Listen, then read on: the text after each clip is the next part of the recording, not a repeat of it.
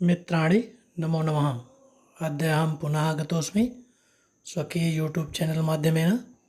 अद्य वयं सप्तमकक्षायाः तृतीयः पाठः सप्तमकक्षायाः रुचिरापाठ्यपुस्तकस्य अद्य वयं तृतीयः पाठः स्वावलम्बनम् इति पठामः।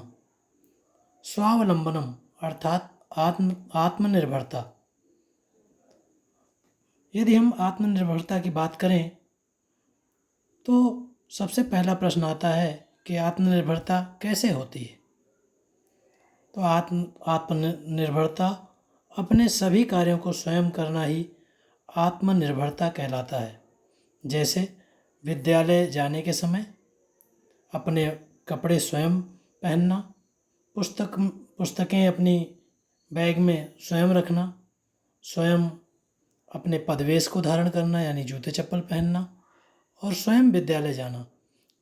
अर्थात जो कोई अपने सभी कार्यों को स्वयं करता है वही स्वावलंबी कहलाता है। अपने कार्यों को स्वयं करना ही स्वावलंबन कहलाता है। आइए हम सभी तृतीय पाठ का अध्ययन करें।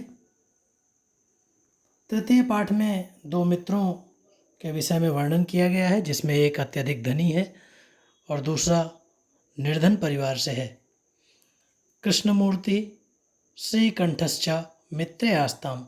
कृष्णमूर्ति और श्रीकंठ नामक दो मित्र थे। श्रीकंठ से पिता समृद्ध आसीत्। श्रीकंठ के पिता अत्यंत समृद्ध थे, धनवान थे। अतः तस्य भवने सर्वविधानि सुख साधनानि आसन्। अतः उसके घर में सभी प्रकार के सुख साधन थे। तस्मिन् विशाले भवने ४४ स्तंभाः। उसके विशाल घर में ४४ अर्थात 40 स्तंभ थे, आसन थे। तस्य 18 प्रकोष्ठेषु 50 गवाक्षाः। और उस भवन के 18 कमरों में 50 खिड़कियां थी। ४४ द्वाराणि 44 द्वार थे। 37 विद्युत व्यजनानि 36 बिजली के पंखे च आसन। और उसके घर में 36 बिजली के पंखे थे। तत्र 10 सेवकाः निरंतरं कार्यं कुर्वन्ति स्म। और उसके घर में 10 कर्मचारी और नौकर निरंतर कार्य करते थे। परम कृष्णमूर्तेः माता पिता च निर्धनो कृषक दंपत्ति। किंतु कृष्णमूर्ति के माता पिता निर्धन कृषक पति पत्नी थे। तस्य गृहम् आडंबर विहीनम साधारणं च आसीत्। और उसका घर अर्थात कृष्णमूर्ति का घर आडंबर से रहित, दिखावे से रहित, साधारण था। एकदा श्रीकंठः तेन सह प्रातः 9 वादने तस्य गृहम् अगच्छत्। एक बार वह धनिक का पुत्र श्रीकंठ अपने मित्र कृष्णमूर्ति यानी तेन अर्थात यहाँ पर कृष्णमूर्ति से लिया गया है, कृष्णमूर्ति के साथ प्रातः 9 बजे तस्य गृहम् अगच्छत्, उसके घर पर आया। तत्र कृष्णमूर्तिः तस्य माता पिता च स्वशक्त्या श्रीकंठस्य आतिथ्यम् अकुर्वन्। तत्र अर्थात वहाँ पर श्री कृष्णमूर्ति के घर पर कृष्णमूर्ति और उसके माता पिता ने अपनी शक्ति के सामर्थ्य के अनुसार श्रीकंठ का पूर्ण रूप से आतिथ्य किया, उसका सत्कार किया। एतद् दृष्ट्वा श्रीकंठः अकथयत्। और इस बात को देखकर श्रीकंठ बोला, मित्र अहम भवताम सत्कारेण संतुष्टोस्मि। हे मित्र, मैं तुम्हारे द्वारा किए गए सत्कार से, स्वागत से संतुष्ट हूँ। केवलम इदमेव मम दुःखम। किंतु मेरा केवल यही दुख है, यत् तव गृहे कोऽपि भृत्यः नास्ति, कि तुम्हारे घर पर कोई भी कर्मचारी नहीं है या सेवक नहीं है। मम सत्काराय भवताम बहु कष्टम जातम। और इस कारण से मेरा सत्कार करने में आपको बहुत कष्ट हुआ। मम गृहे तो बहवाः कर्मकराः सन्ति। मेरे घर पर तो बहुत से कर्मचारी हैं, सेवक हैं। तदा कृष्णमूर्ति ही अवदत्। तब कृष्णमूर्ति ने कहा, मित्र, हे मित्र, ममापि अष्टौ कर्मकराः सन्ति। हे मित्र, मेरे भी 8 कर्मचारी हैं अर्थात 8 सेवक हैं।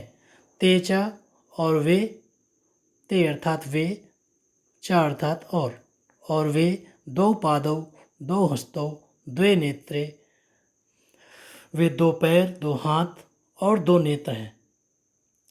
2 श्रोत्रे इति और 2 कान हैं। एते प्रतिक्षणम मम सहायकाः, ये निरंतर मेरी सहायता करते हैं।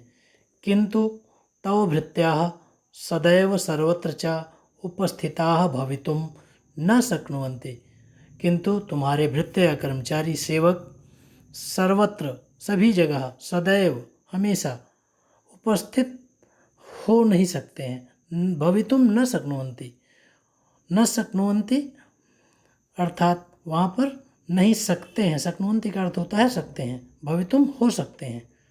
त्वं तो स्वकार्याय भृत्याधीनः, तुम तो अपने कार्य के लिए भृत्यों के अधीन हो अर्थात सेवकों के अधीन हो। यदा ते अनुपस्थिताः, जब वे अनुपस्थित होते हैं अर्थात नहीं आते हैं, तदा तदा त्वं कष्टम अनुभवसि, तब तब तुम कष्ट का अनुभव करते हो। स्वावलंबने तो सर्वदा सुखमेव, स्वावलंबन में तो हमेशा सुख ही है।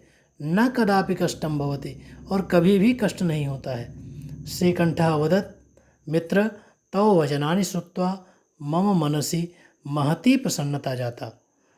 श्रीकंठ ने कहा, हे मित्र, तुम्हारे वचनों को सुनकर मेरे मन में अत्यधिक महती अर्थात अत्यधिक प्रसन्नता जाता अर्थात हुई। अधुना अहमपि स्वकार्याणि स्वयमेव कर्तुम इच्छामि, अधुना अर्थात अब से, अहम अपि मैं भी, स्वकार्याणि अपने कामों को, स्वयमेव स्वयं ही, यहाँ स्वयमेव में स्वयं एव 2 शब्दों को मिलकर स्वयमेव बना है। कर्तुम इच्छामि करना चाहता हूँ। भवतु चलो ठीक है। 12:30 वादनम इदम, अब 12:30 बज गए हैं। सांप्रतम गृहम चलामि, मैं तुरंत घर चलता हूँ। यह हम सभी ने इस पाठ का अध्ययन किया। इस पाठ के सारांश को पढ़ते समय हमें ध्यान में आएगा कि एक मित्र अत्यधिक धनवान था जिसका बहुत विशाल घर था। जब वह अपने निर्धन मित्र के घर आया तो निर्धन मित्र ने अपने माता पिता के साथ मिलकर के उसका उचित सत्कार किया, और उस सत्कार के बाद उस धनिक पुत्र ने कहा कि तुम्हें अत्यधिक कष्ट हुआ मेरा सत्कार करने में। तब उस निर्धन पुत्र ने बताया कि हे मित्र, मैं सेवकों के अधीन नहीं हूँ, मेरे 8 इंद्रियां ही मेरे सेवक का काम करती हैं, और इस कारण से मैं निरंतर प्रसन्न रहता हूँ। आगे हम सभी इस पाठ का अभ्यास देखेंगे। आइए हम सभी इस पाठ के अभ्यास के विषय में चर्चा करें। इस पाठ में अत्यधिक संख्याओं का प्रयोग किया गया है, इसलिए हम संख्याओं का उच्चारण करेंगे। विंशतिः, द्वाविंशतिः, चतुर्विंशतिः, पंचविंशतिः, अष्टाविंशतिः, नवविंशतिः। क्रमशः देखें। 20, 22, 24, 25, 28 और 29 इस क्रम में संख्याएं लिखी गई हैं। आगे पुनः हम संख्याओं का उच्चारण करेंगे। 63 अर्थात 30, द्वात्रिंशत् 32, त्रयस्त्रिंशत् 33, चतुस्त्रिंशत् 34, अष्टात्रिंशत् 38, नवत्रिंशत् 39। इसी क्रम में आगे भी संख्याओं का उच्चारण हम कर सकते हैं।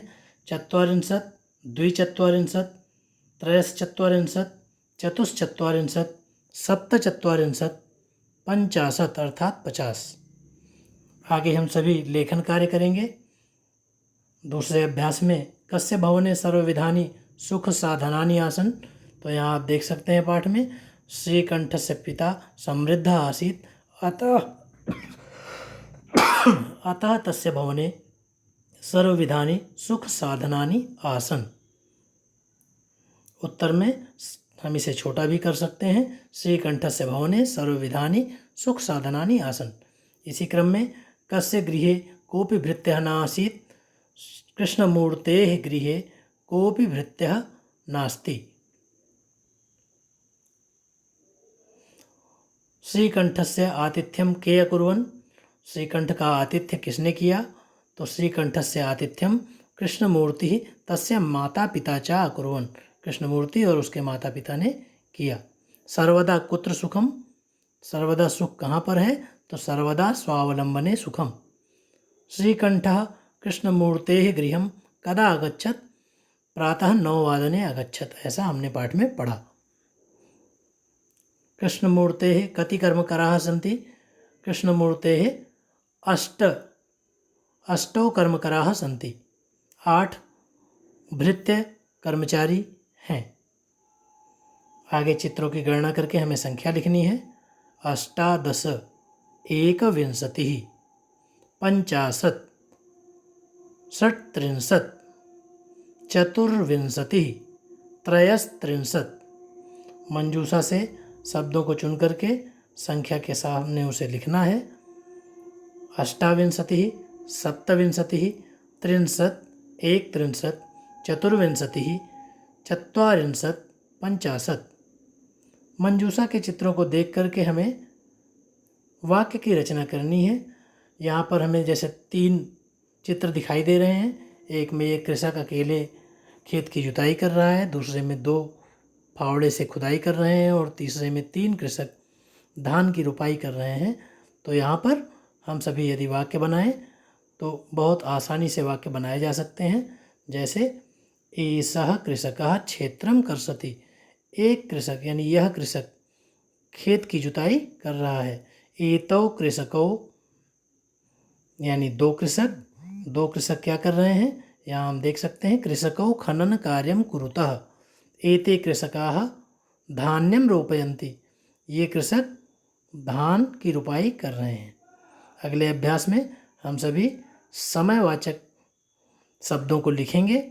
क्रमशः देखिए, 10:30 वादनम पहले में लिखा हुआ है, शेष हमें लिखना है।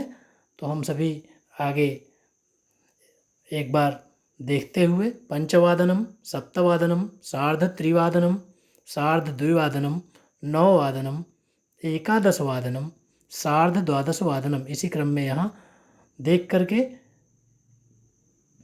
घड़ी के साथ देख करके हम सभी लिख सकते हैं।